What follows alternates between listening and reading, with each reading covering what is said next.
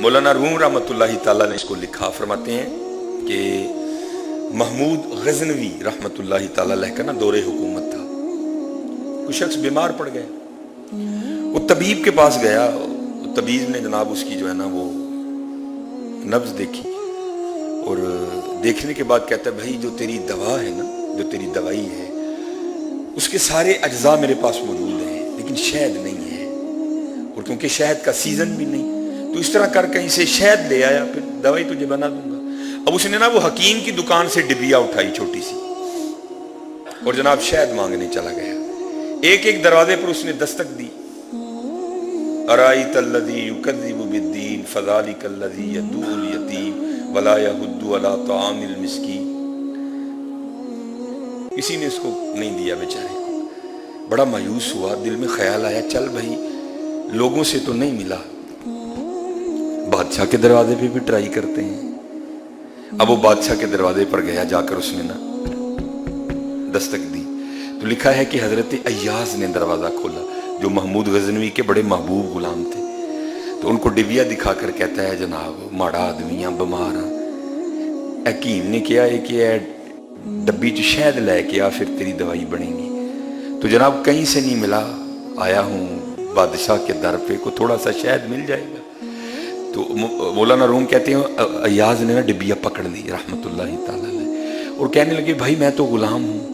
پوچھتا ہوں جو سرکاری حکم ہوگا تجھے بتا دوں گا۔ اب ایاز رحمتُल्लाह تعالی نے ڈبیا لے کے گئے حضرت محمود غزنوی کے دربار میں، عرض کی حضور آپ کی رعایا میں سے نا ایک غریب آدمی شہد مانگنے آیا ہے،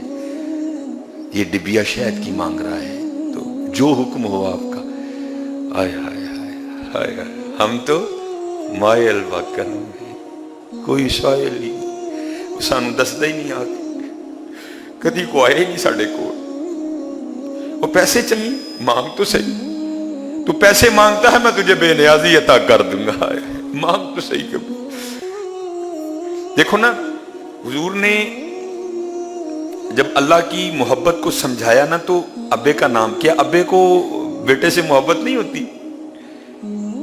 ماں کو بھی بڑی ہوتی ہے حضرت، کم باپ کو بھی نہیں، باپ اپنی وہ کہندے نے پنجابی چمڑی لوا چھڑدا ہے اپنی اولاد لے، ماں تو پھر گھر میں بیٹھی ہوتی ہے، وہ باپ ہی حضرت جو دوپہر کے وقت 11 kV کے بالکل پاس کھڑا اپنی اولاد کے لیے کام کر رہا ہوتا ہے۔ یہ نہ کوئی سمجھے کہ باپ کو اولاد سے نہیں، کیونکہ ماں اور بیٹے کا رشتہ ہے جس میں بے تکلفی بڑی ہے، بڑی بھی محبت ہو نا باپ سے بیٹے کو بھی، لیکن ایک جھجک ہے، لیکن ماں وہ ہے جہاں جھجک نہیں ہے، اس لیے حضور نے ماں کے ذریعے تعارف کروایا، لیکن بتایا یہ ایک ماں ہے لیکن وہ 70 ماؤں سے بڑھ کے کرتا ہے۔ دیکھ لینا، کہہ تو صحیح، تم کہہ پکار تو صحیح اپنے اللہ کو، ہم تو مائل با کرم۔ عرض کی حضور یہ ڈبیا ہے، وہ ڈبیا شہد کی مانگنے آیا ہے جو حکم سرکاری ہو، تو لکھا ہے کہ حضرت محمود غزنوی رحمتُल्लाह تعالی نے ڈبیا پکڑ لی اور ایاز کو حکم دیا کہ غلاموں سے کہو کہ 3 شہد کے اٹھا کر نا اس کے گھر چھوڑاؤ۔ حضرت ایاز نے عرض کی حضور وہ تو چھوٹی جی ڈبی شہد دی منگن آیا، تسی 3 دین دے دیو۔ آئے آئے، جواب کیا دیا، اے ایاز وہ غلام ہے، وہ عام آدمی ہے، وہ اپنی حیثیت کے مطابق مانگے گا، اور ہم بادشاہ ہیں، ہم بھی اپنی حیثیت کے مطابق عطا کریں گے۔ آئے